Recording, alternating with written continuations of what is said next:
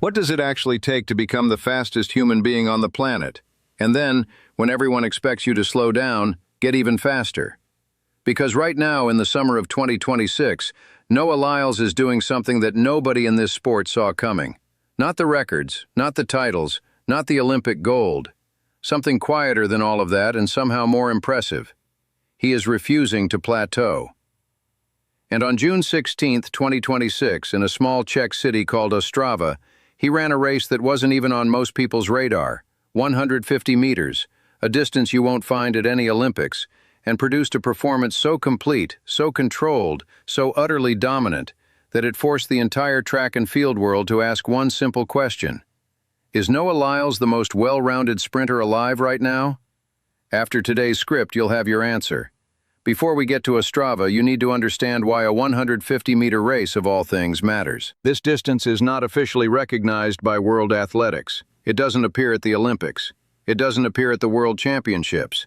Most professional sprinters go their entire careers without ever running it. But every time elite athletes do contest it, it reveals something the standard distances can't, because 150 meters sits in a brutal no-man's land. At 100 meters, you can win on pure explosion out of the blocks. At 200 meters, you can win on smart positioning around the bend and a strong final straight. But at 150, you need both, a fast opening phase and the speed endurance to hold your velocity through a punishing final stretch. That combination is extraordinarily rare. The all-time benchmark for this distance is Usain Bolt, 14.35 seconds, set at the Great City Games in Manchester in May 2009. That is still the fastest straight 150 meters in history. Bolt covered the opening 100 meters of that race in 9.91 seconds, and then ran the final flying 100, from the 50-meter mark to the finish, in a staggering 8.70 seconds. For 17 years, nobody came close to touching that mark on a straight. Then, on April 4th this year, Jamaica's Kashane Thompson ran 150 meters on a curved track in Florida, clocking 14.92 seconds. A new world best on a circular track. Impressive.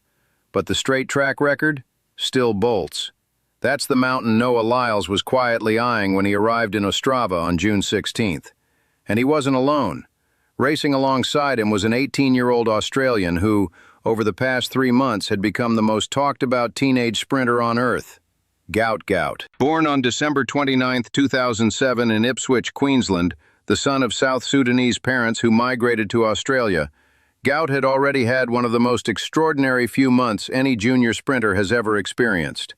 On April 12th at the Australian Athletics Championships in Sydney, Gout ran the 200 meters in 19.67 seconds, a wind-legal performance with a reading of plus 1.7 meters per second. That time made him the first Australian to ever break the 20-second barrier legally, and shattered Arian Knighton's world under-20 record of 19.69 set in 2022. It placed him 16th on the world all-time list, ahead of Usain Bolt at the same age. The sprint world erupted. But then came Oslo. On June 10th at the Bislett Games Diamond League, Gout made his senior Diamond League debut in the 200 meters. He struggled out of the blocks, couldn't recover, and finished 6th with a time of 20.60, nearly a second behind race winner Letsile Tebogo's 19.84. The reaction online was immediate. The questions came flooding in. Was the 19.67 a one-off? Was the hype premature? 6 days later in Ostrava, Gout had his answer ready. The Golden Spike meeting had billed the men's 150 meters as a world record attempt. The crowd knew it. The athletes knew it. And Noah Lyles, competing over this distance for the very first time in his career, knew it most of all. The field also included South Africa's Sinesifo Dambile, who had been quietly putting together one of the best seasons of his career on the European circuit, and Gout Gout, who needed this race more than anyone else on the start line. When the gun fired, the race started on a bend, an important detail we'll come back to. All three athletes exploded out of their blocks. Through the opening section, Dambile and Lyles were essentially level, with Gout sitting a fraction behind.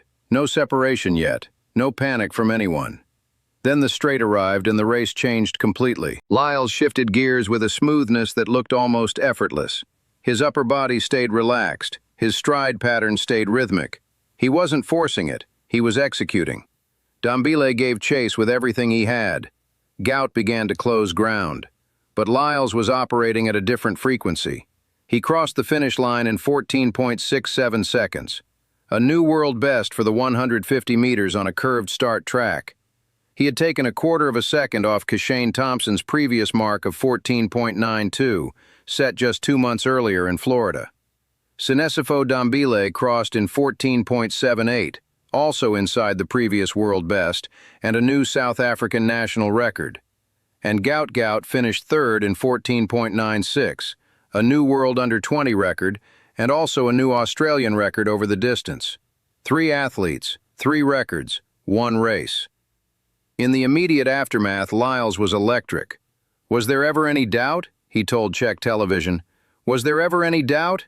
We came for a show." And Gout, far from being a disgruntled third-place finisher, walked straight over to congratulate Lyles, slapping high fives as the Czech crowd roared around them. "Noah ran incredible," Gout told Australian outlets Straight at It. "A world record in the 150. No bitterness, just a young athlete who understood exactly what he had witnessed and exactly where he was headed." Now let's look beyond the finishing times and understand what actually happened in this race. The first thing to understand is the format. This 150 meters began on a bend. That opening curved section costs every athlete time because you cannot run as freely around a curve as you can on a straight. So every time you see split comparisons against Bolt's 14.35 from Manchester, which was run entirely on a straight, that curve factor matters enormously. Now, the split data. According to the available race data, Lyles reached the 100-meter mark in approximately 10.19 seconds. Dambile hit 10.26, and Gout, still working to develop his block mechanics and opening phase, came through at 10.43. At that moment, with 50 meters left, Lyles was in control. His closing phase, the final 50 meters, was covered in approximately 4.48 seconds, giving him a flying final 100 of around 8.85 seconds. Think about what 8.85 seconds means for a final 100. In a 4x100 relay, a world-class anchor leg runs anywhere from 8.7 to 8.9 seconds, with a full running start and perfectly fresh legs. Noah Lyles matched that output after already running 50 meters at race pace. That is a physical statement. His ability to do this comes down to one thing that separates the great closers from everyone else: minimizing deceleration. Every sprinter slows in the final 20 to 30 meters of a race. Lactic acid builds, mechanics degrade, ground contact time lengthens. The best closers, athletes like Lyles, keep those changes as small as possible. His stride frequency stays high, his posture stays controlled, and crucially, his relaxation, the absence of visible tension in his face, his shoulders, his arms, means he wastes almost no energy fighting himself. Now look at Dambile. A final 100 of approximately 8.95 seconds. That's extraordinary speed endurance for a sprint race, and it confirms what this season has been suggesting. Dambile is becoming a serious threat at the very top of the global sprint scene. And then there's Gout. His final 100 came in around 9.01 seconds. For an 18-year-old in cold conditions on his second major international competition, that number is remarkable. But the most important technical detail about Gout's performance is this. His 150-meter split in Ostrava was almost identical to the 150-meter split he recorded during his 19.67 World Junior record in Sydney in April. That is not a coincidence. That is consistency. And for the skeptics who questioned whether the 19.67 was real, Ostrava, in completely different conditions with different temperature, different wind, and different pressure, produced essentially the same velocity profile. His start still needs work. His block phase is underdeveloped relative to his top-end speed. But elite coaches understand this. Top-end speed is the hardest physical quality to develop. Everything else, starts, mechanics, race tactics, competitive experience, can be improved with time and training. What Gout already has at 18 in terms of raw maximum velocity is genuinely rare. Step back from the individual performances for a moment and look at what this race tells us about where sprinting is in 2026. For Noah Lyles, this wasn't about survival. This was about expansion. He is the reigning Olympic 100-meter champion from the Paris 2024 Games. He is a four-time world champion in the 200 meters. He has already built one of the most decorated sprint careers of the modern era. And yet, rather than managing expectations or protecting what he has, he turned up to a rarely contested fringe event, ran it for the very first time in his career, and broke the world best. That is the mindset of an athlete who is not done writing his story. He's also 28 years old, an age when many sprinters begin thinking about decline management. Lyles appears to be thinking about something else entirely. For Gout, the picture is more complex and more exciting. The Oslo performance hurt the narrative, but one bad race doesn't erase a world under-20 record. Young athletes don't develop linearly. They have breakthroughs. They have setbacks.